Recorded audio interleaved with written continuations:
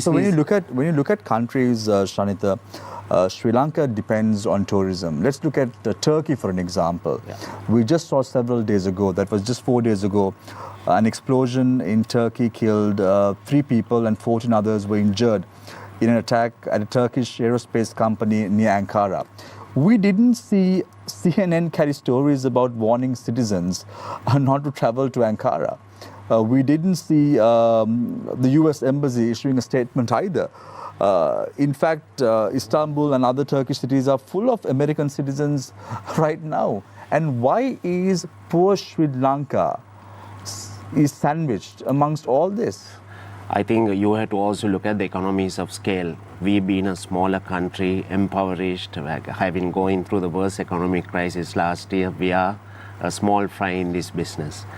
So if you compare to our neighbor India, who's a superpower now, I mean, they won't tolerate these things. They will address the embassies. They will send the ambassadors home, like what you see, which is going on between Canada and India at the moment. I mean, nobody would dare think of putting these conditions to India, because India will be right away, it will be reciprocal. But we having such a small economy of scale and having gone through so much, we have become very unfortunate. They always put the pressure on us. Why is Western nations trying to muscle their way against countries like Sri Lanka? This is a pity. We've seen this happening right throughout.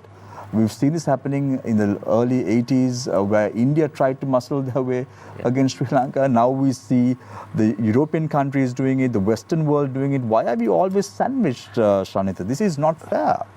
I can imagine on the international stage, there are concerns Sri Lanka hasn't still addressed, which I don't want to talk about. Those are unrelated to tourism, whether it's in the Geneva Convention or whether it's the war crimes or whatever. But I feel that's the only reason they are still holding us with vigor, because we haven't still addressed those issues.